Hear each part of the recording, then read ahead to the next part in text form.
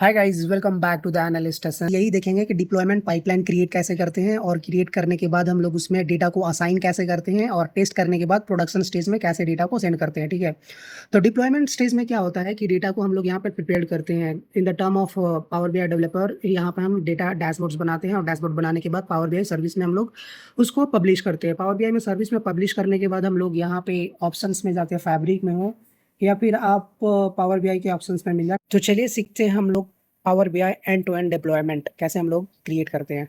तो हमें क्या करना है, पावर बीआई ऐप्स में जाना है। ठीक है, उसके बाद यहाँ पे ऑप्शन आएगा, यहाँ पे ऑप्शन आएगा डिप्लॉयमेंट, डेटा डिप्लॉयमेंट पाइपलाइन, और एल्स अगर आप फैब्रिक में जाएंगे। ठीक है, फैब्रिक में जाने के बाद यहाँ पे ऑप्शन होता है फैब्रिक एंड पावर बीआई में मूव करने के बाद ऑप्शन आपको आएगा डिप्लॉयमेंट पाइपलाइन।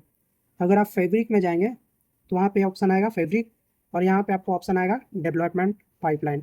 यहाँ पे क्लिक करेंगे, ऐसा इंटरफेस दिखेगा डिप्लॉयमेंट पाइपलाइन के लिए।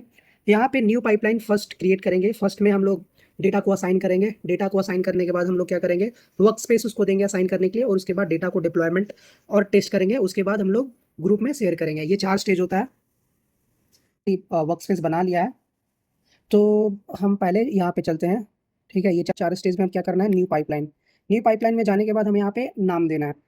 यहाँ पे हम लोग को नेमिंग करना है और यहाँ पे ऑप्शनल है डिस्क्रिप्शन में, जैसे कि आप सेल्स से रिलेटेड आपका डैशबोर्ड्स है या फिर प्रोक्यूरमेंट से रिलेटेड डैशबोर्ड्स है या फिर कौन सा भी डोमेन है या फिनांस डोमेन है, जो भी डोमेन है उसका नाम दे दीजिए। ठीक है, यहाँ पे अपने नाम देने के बाद यहाँ पे डिस्क्रिप्शन ऑप्शनल है, अगर आप चाहे तो दे सकते हैं, अदरवाइज नहीं।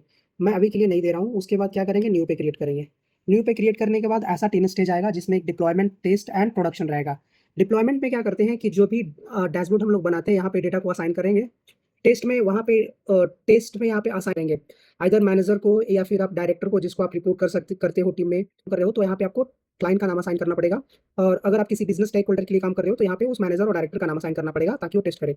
उसके बाद वो टेस्ट होने के बाद हो जाता है प्रोडक्शन में। प्रोडक्शन में वो अपनी टीम को असाइन करता है। ठीक है, यहाँ पे क्या हुआ, यहाँ पे अपने डेटा को असाइन करा, उसके बाद टेस्ट में चला गया, टेस्ट स्टेज में। टेस्ट स्टेज में आप जिसके लिए डैशबोर्ड बनाया उसकी टीम को कि मैनेजर और डायरेक्टर के थ्रू टेस्ट किया जाता है। अगर यहाँ पे कुछ भी गड़बड़ी हो तो फिर यहाँ पे आएगा डेवलपमेंट में। ठीक है, अगर यहाँ पे सब चीज़ सही रहा तो टेस्ट करने के बाद वो प्रोडक्शन में जाता है। ठीक है, तो चलिए हम लोग क्रिएट करते हैं। यहाँ पे ऑप्शन में, यहाँ पे ऑप्शन है क्रिएट एंड कंटिन्यू। ठीक है, यहाँ पे हम लोग करेंगे। यहाँ पे 3 स्टेज आ गया है। फर्स्ट स्टेज में हम लोग नेमिंग देंगे डेवलपमेंट स्टेज। तो यहाँ पे हम लोग जाएंगे और यहाँ पे सेटिंग में जाएंगे, यहाँ पे कर देंगे स्टेज। स्टेज स्टेज में यहाँ पे डिस्क्रिप्शन दे सकते हैं। डिस्क्रिप्शन में आप जो भी देना चाहते हैं related to the data, okay, आपका डैशबोर्ड किस फील्ड के लिए है वहाँ पे दे सकते हैं। और मैं अभी फिलहाल के लिए सेट टू पब्लिक कर दे रहा हूँ और यहाँ पे ओके कर देंगे, सेव। अब यहाँ पे टेस्ट स्टेज में हम क्या करेंगे, डेटा को असाइन करेंगे। जो पे मैंने डैशबोर्ड बनाया तो असाइन टू, मैंने जिस वर्क स्पेस पे डेटा को है वहाँ से मैं डेटा को असाइन करूंगा। तो यहाँ पे जाऊंगा। यहाँ पे जाने के बाद 2 वर्क स्पेस दिख रहा है, एक बीआई फिल्स और एक Indira WS, Indira work space. तो और एक उसमें से इतने सारे रिपोर्ट है, तो मैं क्या करता हूँ, सेल्स एंड परफॉर्मेंस डैशबोर्ड को मैं यहाँ पे असाइन कर लिया। ठीक है, अब यहाँ पे यहाँ पे ओके करेंगे। ओके करने के बाद ये असाइन हो जाएगा। ठीक है, असाइन होने के इसमें कुछ भी एरर शो नहीं कर रहा है। यहाँ पे कुछ बटन दिख रहा है कि ऑलरेडी इसमें डेटा को असाइन कर दिया, जिसका नाम है sales reports and performance dashboard. ठीक है, अब कुछ तरह इस तरह टेस्ट में करेंगे, टेस्ट में असाइन करेंगे। ठीक है, टेस्ट में असाइन हम ये कर देंगे और यहाँ पे ओके कर देंगे। यहाँ पे ओके करने के बाद थोड़ा सा टाइम लगेगा और यहाँ पे लिख दिया सक्सेसफुल असाइन वर्क स्पेस। ठीक है, अब हम लोग प्रोडक्शन में जाएंगे और प्रोडक्शन में भी हम लोग वही करेंगे, यहाँ पे असाइन कर देंगे।